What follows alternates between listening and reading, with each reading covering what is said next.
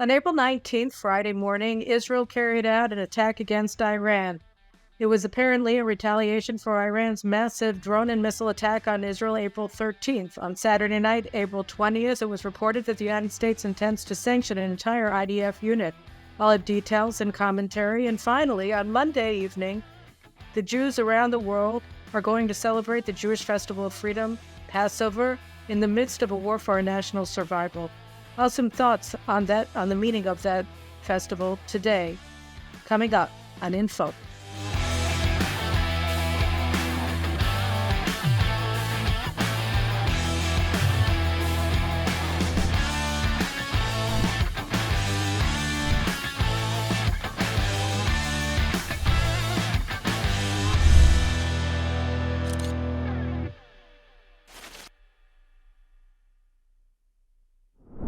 So Friday morning, Israelis woke up to the news that beginning at around 3:30 in the morning, the IDF had carried out a strike against Iran that also included targets in Syria and Iraq.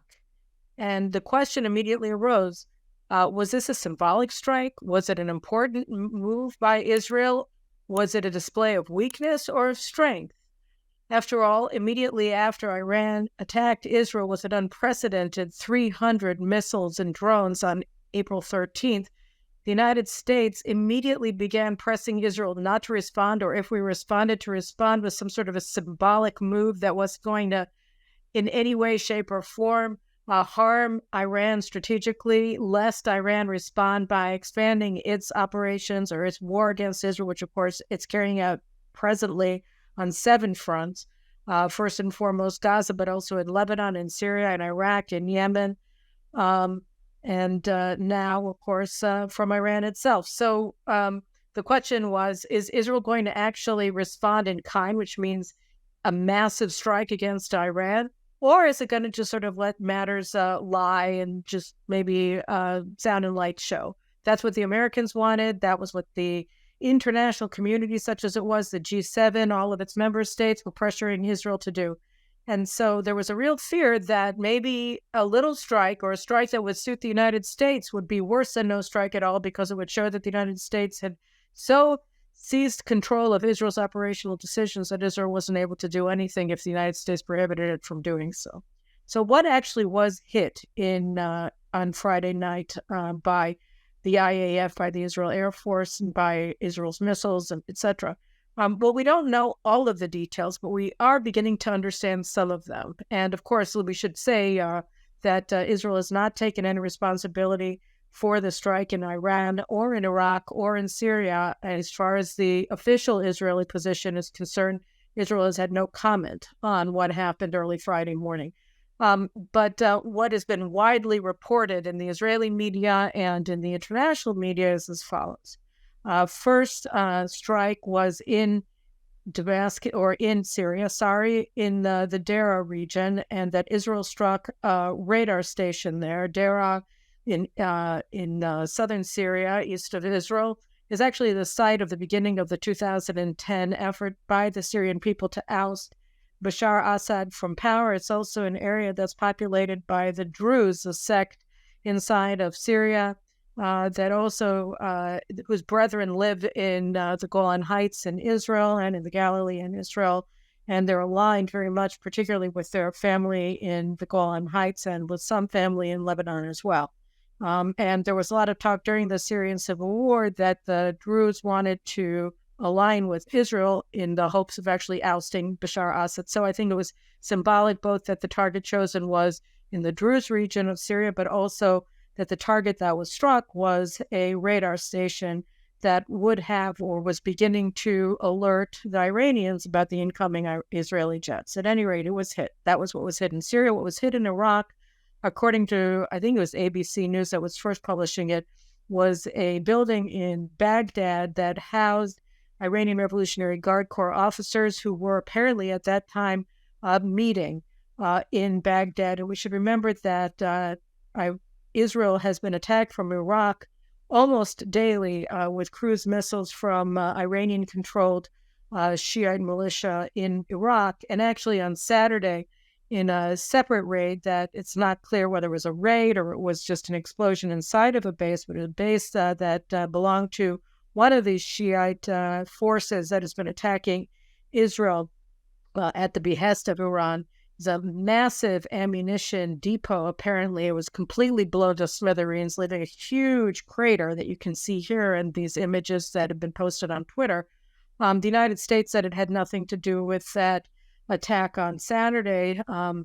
Israel hasn't said anything, and I don't know. But given the situation, it beggars belief that that nobody was involved in this, and obviously Israel had reason and justification for attacking this base, since it is the site of repeated assaults against Israel from Iraq. At any rate, this brings us to Iran. What happened in Iran? So what was struck in Iran, initial reports that came through were that Israel attacked an airbase in Isfahan, where Iran houses its F-14 jets. And we should remember that although the Russians have promised the Iranians to sell the Iranian Sukhoi 35s, which are their advanced fighter jets, and actually there was a report that came out today that Russia is going to deliver these fourth generation fighter jets to Iran this week. It's not clear that Iran has pilots. It's not clear who would pilot them. It's not clear how old they are, or how usable they are. At any rate, Iran has not had a modernization of its air force since the 1979 revolution. It's not considered to be that great. If you've seen Maverick, the new Top Gun movie that came out in 2021 or whatever, Tom Cruise takes an F-14 from an Iranian hangar, and you sort of see the way that they look, and that's true that Iran simply has a non-modernized air force. So it was a strange target to take out. Why would you take out this weak link in Iran's military? But then it worked out.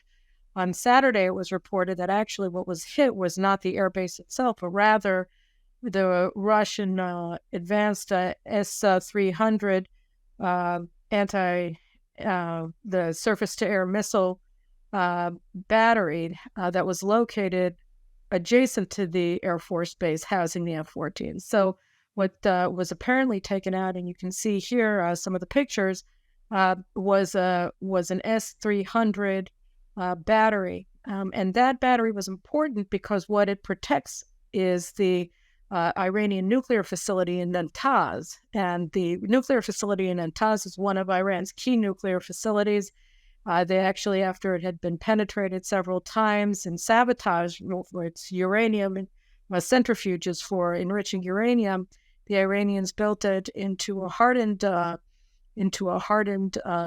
target, the inside of the Zagros Mountains, so that it was supposed to be impenetrable even to bunker busters. And it's a key component of Iran's nuclear program, because that's where they enrich uranium to very high levels. They've already reached the capacity to build bomb-grade uranium. And so the S-300 battery that was apparently attacked, that was apparently destroyed, or the key component of it was, at any rate, it was protecting the Natanz nuclear reactor. So that's important. It's also important the ordnance that Israel reportedly used in the strike. So in this report you see here, the Israelis used one of two kinds of ballistic missiles that were shot from an F-15 over Iraq, over Baghdad, about 600 kilometers to its target in Isfahan in Iran. And so the two, and they know this from the fuel tanks that were discarded, that were found inside of Iraq. So Israel at no time penetrated. Its jets did not enter Iranian airspace, but according to the reports, what happened was that Israeli F-15s, I think that's what it's been reported anyway, shot these ballistic missiles into Iran from Iraq. And there are two kinds of ballistic missiles that Israel may have used. One is the Sparrow ballistic missiles. The Sparrows were developed as a missile to test the Arrow anti-ballistic missiles that shoot down ballistic missiles. They were used, of course, to great effect on April 13th in destroying the incoming Iranian ballistic missiles into Israel. So the Sparrows, there are 3 different kinds of Sparrow missiles that were developed by Rafah, the Israeli military manufactured missile developer, and they were apparently, or one of the hypotheses is that a Sparrow missile was used to attack in Isfahan. The other is that a different kind of missile called rocks, which Rafael also developed, may have been used rather than a Sparrow ballistic missile to attack.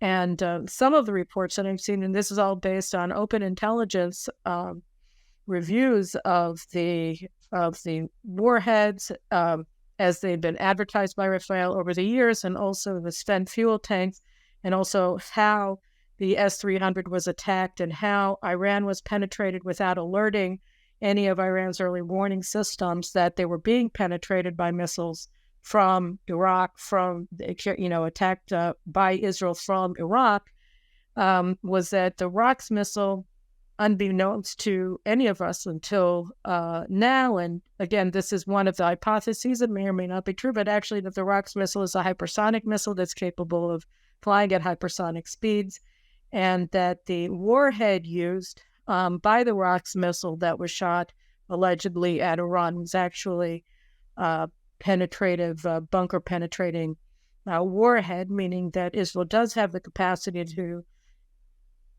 penetrate hardened targets, including the Natanz nuclear facility, among other things. The message that Israel sent with this response was interesting. Because again, it wasn't that the nuclear sites were attacked. They weren't attacked. What was attacked was the radar in Syria, apparently an IRGC target in Iraq, and maybe the Shiite military force that's controlled by Iran that's been attacking Israel since October 7th was bombed by Israel. Maybe it just blew up on its own because of all of the unexploded ordnance that was located there, and you could see from the bomb blast just how enormous that ammunition cache was.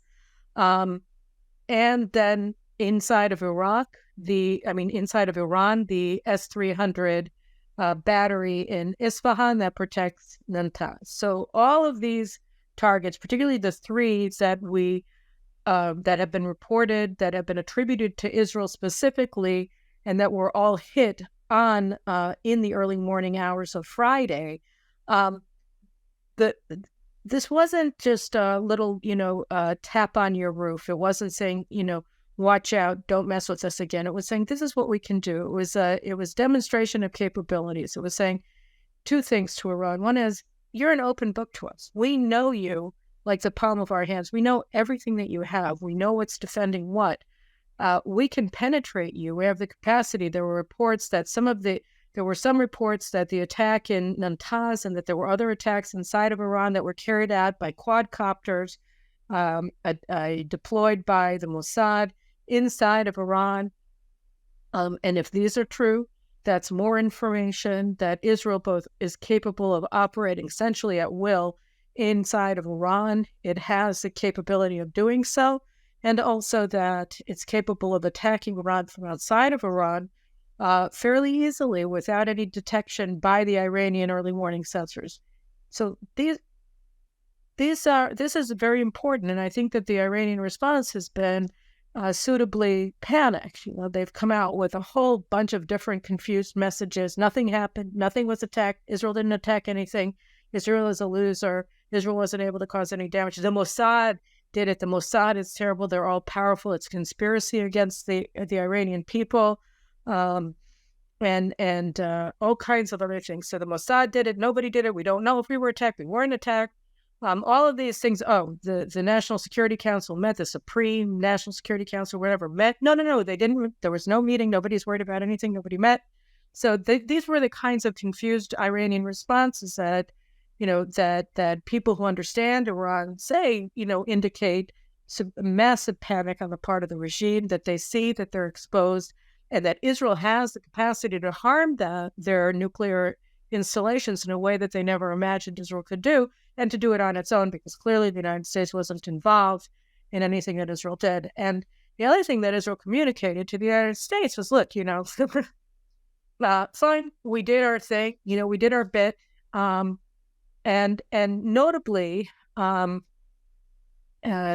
same morning, 3 Israeli C-130 cargo planes landed at Ramstein airbase, U.S. airbase in Germany, to pick up stuff. And Biden also announced an additional $1 billion worth of 155 millimeter tank shells were going to be delivered to Israel. And when we look at this, we have to remember that the United States has been reportedly slow walking the transfer of key munitions to Israel ahead of Israel's planned operation in Rafah, which we've talked about at great length and we're probably going to revisit in the weeks to come, and of course in Lebanon. And so it would seem that after this demonstration of massive capabilities that had placed Iran in panic, the United States finally relented and gave Israel the critical supplies that it had been reportedly slow walking and denying Israel ahead of any planned operation in Rafah to try to prevent Israel from carrying out this vital military operation to defeat Hamas. So if that was the deal, and to me it seems like it was the deal, it was a likely deal, then this was a win-win for Israel. Israel was able to terrify the Iranians. Now, there have been reports since Friday that Iran is saying that they're revisiting their nuclear policies, but they've been saying that for a while. On April 7th, an Iranian nuclear scientist named Mahmoud Reza Al-Ghamiri, this was a memory report that came out, I think, last week. He's the president of Behishti University in Iran, and he gave an interview to Iranian television on April 7th, saying, look, our policy is based on a fatwa that Supreme Leader Ali Khamenei put out, decades ago, saying that Islam prevents the use of nuclear weapons. The fact is, though, that he's an Islamic jurist, and just as he made that decision back then, he can change it anytime he wants. It's totally within his power. And, we've already completed the nuclear fuel cycle, and we have massive nuclear capabilities, etc. So what he was saying was that we're about to test a nuclear weapon. Khamenei has got to sanction the use of nuclear weapons, but now now they're signaling that may in fact happen. But they also just got a big signal from Israel, which said, our finger is on the trigger. We know exactly where all your stuff is. We know how to hit it. We have the capacity to hit it. We just showed you that capacity. Make our day. The truth of the matter is that the cat is out of the bag, right? I mean, Iran is a threshold nuclear state, according to the IAEA and the International Atomic Energy Agency of the UN, the monitors. So what are we talking about here? I mean, it's really just, you can't contain these people. We saw that on October 7th. There's no containing genocidal maniacs who want to rule the world in the name of Islam and are operating proxies throughout the region of the world in order to advance that agenda. So obviously, the gun that you put on the table in Act 1, it's going to be used in Act 3, right? So, I mean, that's basically where we are today. And it's just a question of who wins the war. And, I mean, a war that we're very much into. And then this brings us, to the second story that I wanted to talk. So I was skeptical. I was very worried, that we would do a little saber rattling and look really dumb. And we definitely don't look dumb. We look very powerful. We are very powerful. We've shown them that we're very powerful. I think it also, by the way, sent a very important message to the Israeli people that, look, we don't have to be in a state of panic. There are a lot of things that we can do. We're capable. We just hit Iran. This was not hard. We barely broke into a sweat. Like, we can do this. And that, I think, was really important. I say that as an Israeli who was just like everybody else, especially after April 13th, is very, very worried. I mean, we can't have that kind of a defensive posture. I mean, yes, we successfully blocked those missiles from coming in, but hello, right? There were 300 of them, and just blocking them cost us billions of dollars. Those missiles we shot off, the Arrow missiles, they cost millions of dollars a piece, right? You shoot us with 300, that's billions of dollars that we have to pay in order to defend ourselves. So that's, that's something we can't do every day. We can't do it, often. And especially when we're fighting a massively expensive war and we keep having to get resupplied by the United States, massively expand our own production lines, it's hard. We can't win this war on defense. We can only win it on offense. So I think it was a very important thing. And I want to move to the second story because it's so shocking and it's new and probably very few people are talking about it, or far fewer people are talking about that than are talking about the Iran story. And that's a story that was carried in Axios by Barak Ravid, was very, very close to the State Department, and they use him always as a signaler of messaging of nasty things that they're going to do to Israel or to defend nasty things that they do to Israel. Anyway, so Barak Ravid came out with a story on Saturday night where he said that Secretary of State Antony Blinken is about to put sanctions on an IDF military unit. If you remember, on February 1st, President Biden issued this executive order singling out Jews in Judea and Samaria who are accused but never proven and never indicted or charged or arrested, but whatever, of violence against Palestinians and making them the target of sanctions. And just on Friday, they sanctioned, I think, another 3 Israelis and 2 Israeli organizations, claiming that they were involved in a settler violence against the Palestinians.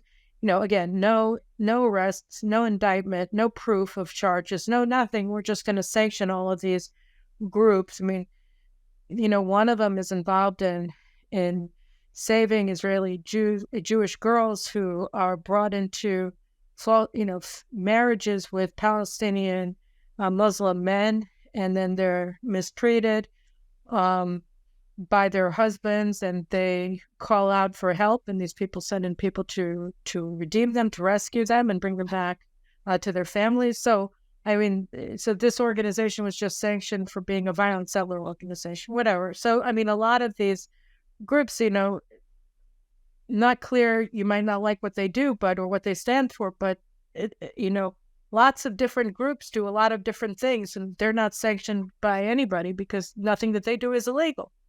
At any rate, so now this report just came out in Axios that the State Department is planning on sanctioning an entire unit in the IDF called Netzach Yehuda. This is a unit that was formed for ultra-Orthodox Israeli Jews who seek to serve in the military. And what's interesting, of course, is that Israel right now is embroiled in a manufactured fight that the left is using to try to destabilize the Netanyahu government, to force the government to begin conscripting ultra-Orthodox Jews who were receiving, since 1948, deferments from IDF service because their main occupation is studying Torah. And it's sort of an agreement that was reached between David Ben-Gurion and the chief rabbis of Israel, or the heads of the yeshivot in Israel, when Israel was established, that in order to protect Torah study, especially after the Holocaust, that these ultra-Orthodox Jews whose life was studying of Torah would receive deferment from military service. At any rate, there's been a big movement, reasonably, over the years, because the number of yeshiva students in ultra-Orthodox yeshivas is no longer, a couple thousand now. It's, many, many thousands. And so the obvious inequality here between them and the rest of the people of Israel is obvious and glaring. So there's been, a big internal effort to increase conscription rates among ultra-Orthodox men. Some want to do it through a political process of give and take. Some want to do it, the left wants to do it through judicial fiat to try to destabilize the right-wing coalition and turn the ultra-Orthodox against their partners in the Likud and other right-wing parties, etc. So a lot of stuff going on, but there is an underlying issue. So Netzach Yehuda was a unit that was formed. It's an infantry unit that was based largely in the Jordan Valley in Judea and Samaria until it was moved to the Golan Heights 4 months ago. And it was an organic unit of all Orthodox Jews, many of them ultra-Orthodox, some of them sort of on the spectrum of ultra-Orthodoxy, serving together in an all-male unit to enable them to continue to carry out their very religious lifestyle while serving as a combat unit in the IDF. So it's funny because the same left-wing activists who have been agitating for ultra-Orthodox conscription have also, for the past several years, been demonizing the Netzach Yehuda unit, which was formed and able to enable in order to enable the very conscription that they're demanding, right? And so they've been demonizing it because they hate religious Jews, they hate right-wing Jews, and religious Jews, especially ultra-Orthodox Jews, tend to be quite nationalist, quite right-wing in their views and in their understanding that Judea and Syria is the cradle of Jewish civilization and that Israel should not make any territorial compromises in this area. So they've been demonizing them. And when Biden came into office, his State Department, led by Hadi Amar, the Hamas enthusiast who's in charge of U.S. policy towards the Palestinians from the State Department, along with Antony Blinken, have adopted the Israeli anti-religious policy as American policy, as U.S. policy, and they've made statements over the past 3 years demonizing Netzach Yehuda as well for doing its job carrying out counter-terrorist operations. And one of them, an 80-year-old American Palestinian, was killed. So that means that they're all terrorists, right? No, it doesn't. But anyway, so this report came out that the United States is planning on designating an entire Israeli military unit or sanctioning an entire unit in the Israeli army. And that means, according to the report, that the United States, what does it say here? That under the sanctions, it will ban its soldiers and officers from training with the U.S. military. Of course, the United States military trains the Palestinian Authority security forces, which, as I explained in great detail in a previous episode of this show based on our report, a detailed report that was put out by the Regavim organization. Their members have carried out 70 terrorist attacks, many of them deadly terrorist attacks against Israelis just over the past 3 years. And many of the attacks that have been carried out since February 29th have been carried out repeatedly and most prominently by Palestinian Authority security forces that are trained by the U.S. military. At any rate, the United States wants to sanction Netzach Yehuda and ban it from having any cooperation with the U.S. military. They only are able to cooperate and train Palestinian terrorists, apparently. And they're also not allowed to participate in any actions that are funded by the United States or to receive U.S. assistance of any kind, which receivably means that they're not allowed to use U.S. arms or bullets or anything. So, assault weapons, whatever. So that's incredible that the United States would be doing this. And so, the first thing that I think that it's important to say about this is an anti-Semitic action. I mean, this is a unit of Orthodox Jews, and you're sanctioning it, even though, every unit that carries out counterterrorism operations in Judea and Samaria carries out similar operations that Netzach Yehuda carried out and is being sanctioned for. So essentially, you're castigating a unit of religious Jews, and this is discriminatory, and it's discriminatory against a specific kind of Jews, Orthodox Jews, which makes it specifically anti-Semitic. And so it's an anti-Semitic action if it's carried out. It's also an action that's carried out against an official body of the State of Israel, of the Israeli army, of the Israeli Defense Forces. You're sanctioning a unit inside of an allied military. This is sort of crossing the Rubicon. This is a rupture. This is the rupture that I was worried about, and it's being provoked here because they think that this will pass political muster, that this is going to be okay because of religious Jews. And, so many people have been groomed to believe that there's something terribly wrong about religious Jews and been desensitized to the idea that there's something wrong with hating religious Jews and hunting them, and specifically targeting them, and that's a big problem, right? And so they think that they can get away with it, but this is an extremely anti-Semitic action, and it's also crossing the Rubicon in terms of being an open breach of relations between the United States and Israel. I mean, can you imagine if Israel said that they were going to have nothing to do with the 101st Airborne, or the Green Berets, or any unit in the U.S. military, the 3rd Infantry Division? It's a shocking move. This is an official unit of the IDF, which is obviously the army of the State of Israel, which is a U.S. ally, which Joe Biden just pledged yet again to always stand on the side of. And here you are sanctioning a unit in the Israeli army for doing nothing. And so, and with no due process and with no due nothing. And I think, Israel has to respond just to the threat of doing this. And it has to say, this is something that Israel was not going to be able to stand for. But if the United States does, in fact, go through with this, then Israel is going to ban all U.S. diplomatic personnel from crossing the 1949 armistice lines and operating in Judea and Samaria. They're going to be banned. Like, no U.S. embassy officials are going to be able to operate in Judea and Samaria any longer. I think that's fair. I think that would be a fair response to this. And I think it would be a fair thing for Israel to say to the United States, whether publicly or privately, because obviously they leaked this to Barak Ravid in order to make it public. And so Israel can leak back to Barak Ravid or use another media organ, or just say in private communications with Blinken, if you go forward with this, we are going to ban your personnel from operating in Judea and Samaria, period. And moreover, we're going to arrest every Palestinian Authority, personnel that incites against Jews, incites for terrorism, is engaged in any way, shape, or form in terrorism. And also, one more thing, we're going to stop. This is something that Finance Minister Bezalel Smotrich threatened to do, and I think we should just do it now.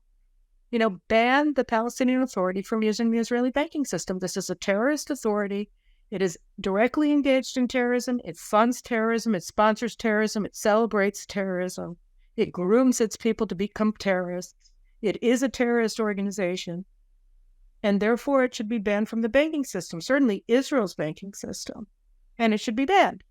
And Israel should not allow Israeli banks, the government of Israel, from transferring any funds to the Palestinian Authority. So, I think that these are actions that are required in the face of this unprecedented threat to sanction a unit in the Israeli military. This simply cannot stand. So I think it's important to understand just how noxious this action is. I also think it's really important for Congress to start having hearings on the way that the State Department is abusing the Israeli military, demonizing, delegitimizing the Israeli military, and that this threat of sanctions against against an Israeli military unit by the State Department is just an upgrade of that. But the Samantha Power is accusing us of fomenting a famine in northern Gaza. This is pure lies. This is a blood libel, right? I've written about this. I think I've spoken about it before.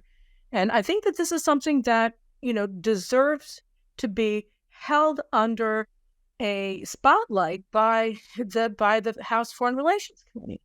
It is shocking that they're saying these kinds of things. They're lies. And that also just promotes anti-Semitism, because when you have senior U.S. officials making these kinds of statements, it's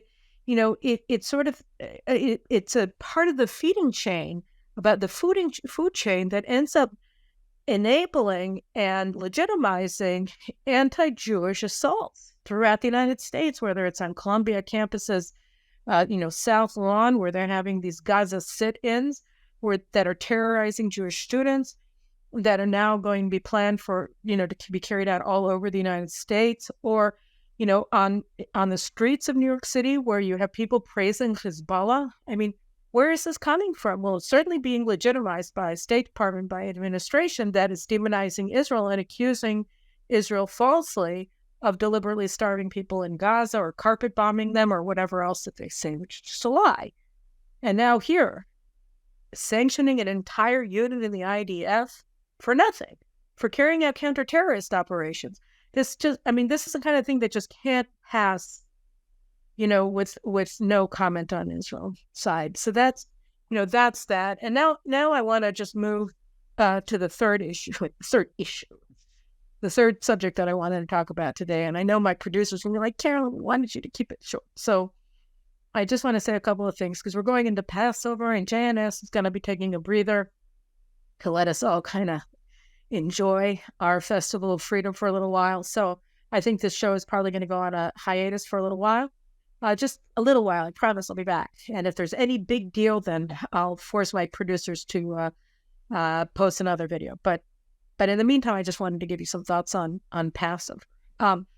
Here we are in the midst of a war for our national survival. And there are some serious lessons that we have to take from Passover. What happened in Egypt 3,300 years ago? What happened was that you had the greatest demonstration of God and the introduction of the concept of human freedom into human history. And I think that the exodus from Egypt, the deliverance of a nation of slaves, the Jewish people, from bondage at the hands of the most powerful empire that humanity had seen until then, the Egyptian empire, the Pharaoh of Egypt, the all-powerful, the God-man, right?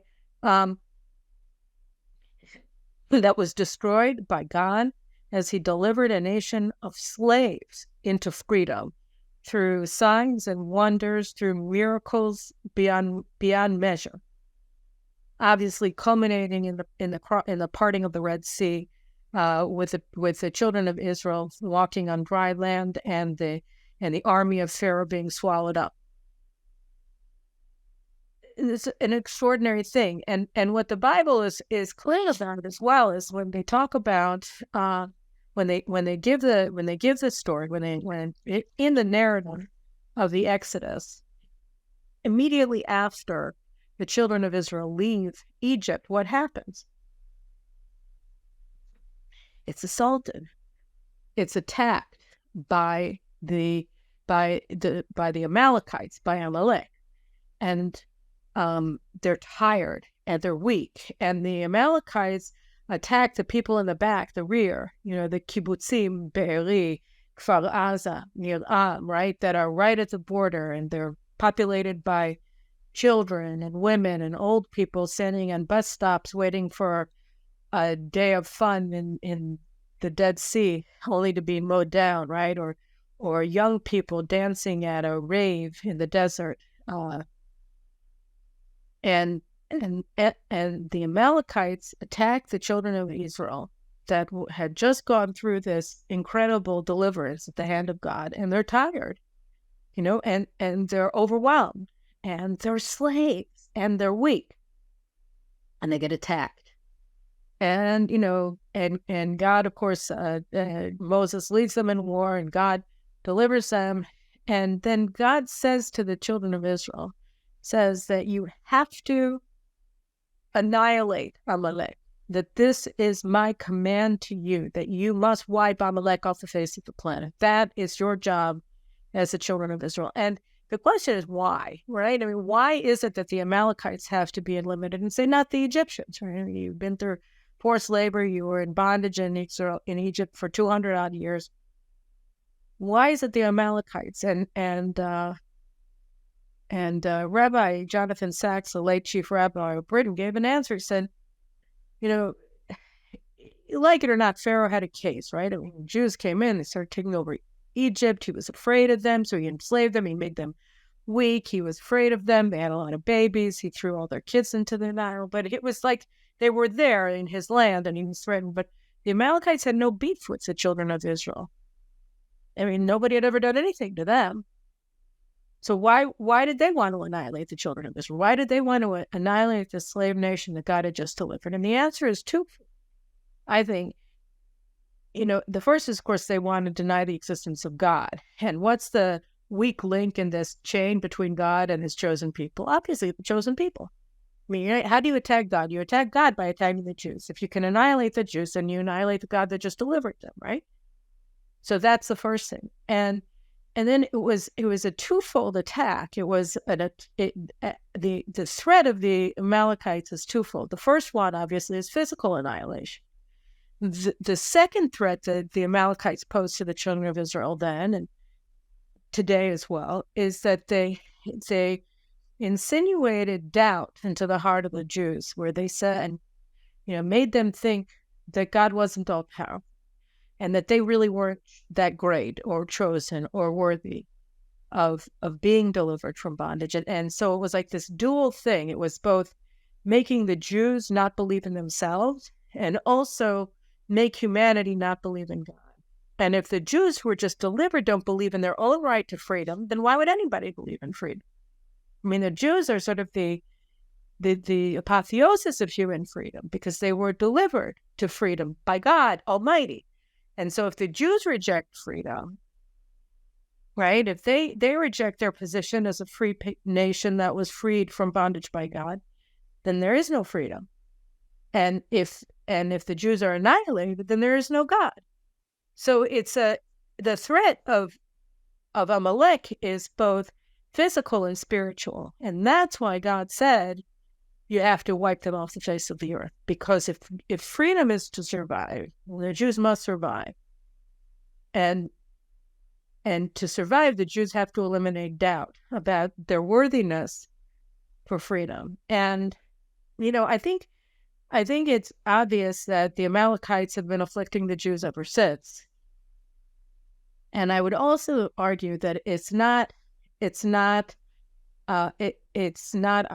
surprising that one of the principal proofs that the South Africans brought before the kangaroo court of the International Fake Court of Justice at The Hague when was it that they opened their ridiculous trial against Israel earlier this year for genocide?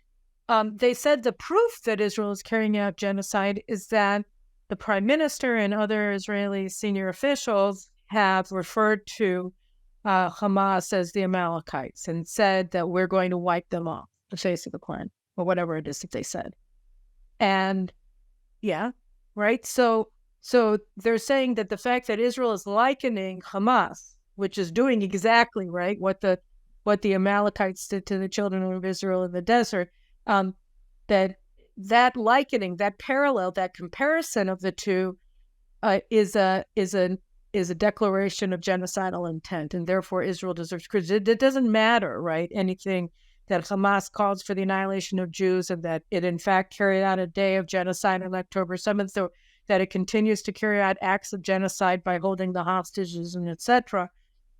None of that is important. What's important is that Israel's defining this battle as both a physical battle and a spiritual battle after what happened on October 7th. We're not allowed to do that. That in and of itself is proof of genocidal intent for Israel. So I think, that and the BDS movements and the this and the that and the other,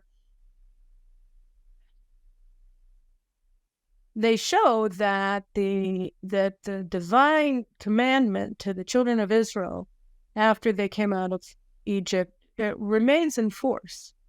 That, now we are engaged in a war that will determine the survival not only of the Jewish state, and as we see with the assaults on Jews throughout the world since October 7th, indeed the Jewish people everywhere, but it's also going to determine the future of freedom. Because for the past 3,300 years, since that moment in Egyptian history, that moment in human history of the exodus from Egypt, we have had freedom in humanity. It made its first appearance there officially. And since then, humanity has been reckoning with the price and the blessings of freedom, and whether freedom was worth the price that we need to pay. And the price is both physical, that we need to fight for freedom physically on the battlefield, and it's also spiritual, that we have to be capable of understanding the importance of freedom, the beauty of freedom, the preciousness of freedom to ourselves, to our families, to our peoples, and to believe that we have the right to it, and that willingness to fight the spiritual battle, the battle of ideas, the political battle, the cultural battle, to maintain freedom. Because just as the Jews were attacked by the Amalekites in the desert, the moment that they emerged as a free people after being delivered by the Almighty God, so everywhere freedom is challenged, not only physically but also spiritually. So I think that this battle is pivotal. It's another pivotal moment in the history of humanity, and we may look back at it and realize that it's nearly as important as that moment 3,300 years ago at the Red Sea. I believe we're living in those kinds of times today. And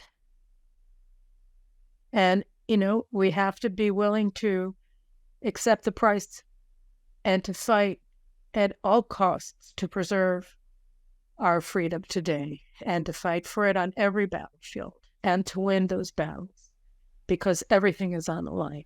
Anyway, everybody should have a Chag Sameach, a kasher. Enjoy it with your family, with your friends, with your people. Let's celebrate it and let's move forward and continue to defend our people, our nation, and our freedom. Am Yisrael Chai. See you soon.